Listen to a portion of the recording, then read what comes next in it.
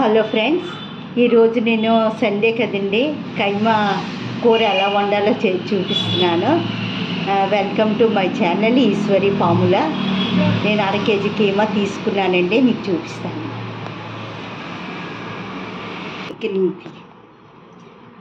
ఇదిగోండి, ఇది 1/2 కేజీ కీమా అండి. దీంట్లో నేనేమో పెద్దవి 3 స్పూన్లు కారం, ఉప్పు వేసి ఒక 10 విజిల్స్ వచ్చిన వరకు ఉడికించానండి. ఉడికించి కుక్కర్ ఆఫ్ చేసుకున్నాను. తర్వాత అందులో కావాల్సిన పదార్థాలు ఈ ఉల్లిపాయలు అండి, పచ్చిమిరకాయలు 5, ఇవేమో గ్రైండ్ చేయడానికి 2 ఉల్లిపాయలు తీసుకున్నాను.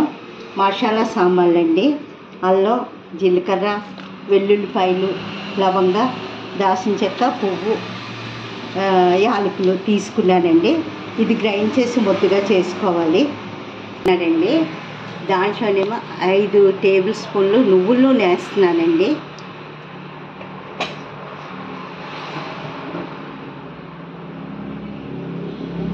ఇది వేడెక్కాక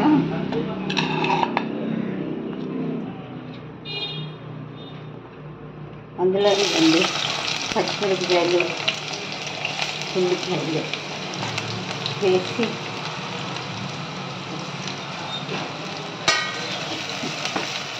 గోల్డెన్ కలర్ వచ్చిన వరకు ఫ్రై చేసుకోవాలండి. ఇందులో ఉల్లిపాయలను పచ్చిమిరకాయలు వేసాను కదా, అందులో కొంచెం కరివేపాకు వేసుకొని ఫ్రై చేసండి. ఇలా ఫ్రై అయ్యాక మీ మసాలాలన్నీ చూపించాను కదా, ఈ మసాలాలన్నీ గ్రైండ్ చేస్తే ఇలా వచ్చిందండి.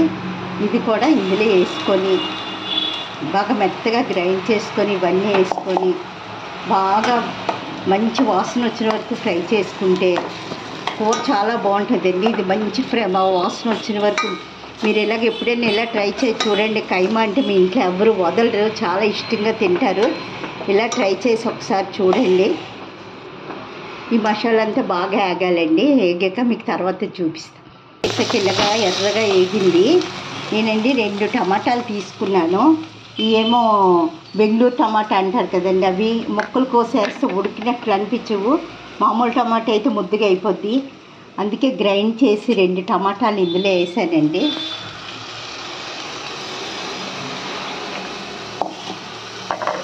వేసి 1 నిమిషం ఈ పచ్చివాసన పోయిన వరకు 1 నిమిషం ఉంచి మనం ఉడికించిన కైమా ఇందులో వేస్తే కొంచెం ఈ మసాలా అంతా పట్టిన వరకు ఉడికించాలి.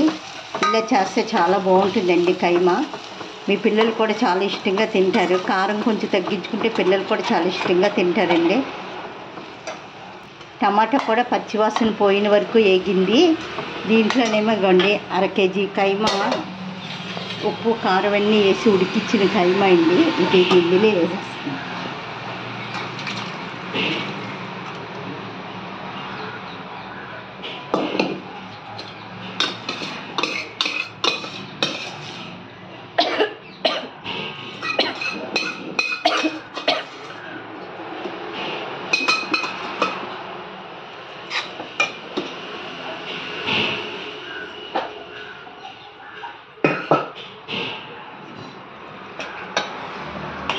ఈ మసాలా అంతా దీన్ని పట్టినంత వరకు ఇలాగ మొత్తం కలుపుకొని బాగా మూత పెట్టుకోవాలి. మూత పెట్టుకుంటే దగ్గరికి అవుతుంది కదండి. కొంచెం వాటర్ తక్కువగా ఉంది కదా, ఇదన్నీ దీన్ని పట్టండి. చిన్న గ్లాస్తో వాటర్ పోసుకోవాలి.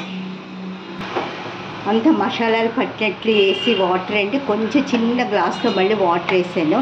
ఇదంతా ఉడికాక ముట్టుగా అవుతుంది. మీరు ఉప్పు చూసుకొని కొంచెం కొత్తిమీర జల్లుకొని తింటే చాలా టేస్ట్గా ఉంటుందండి, చాలా బాగుంటుంది. ఈ వీడియో మీకు నచ్చినట్టయితే లైక్ చేయండి, షేర్ చేయండి, సబ్స్క్రైబ్ చేయండి.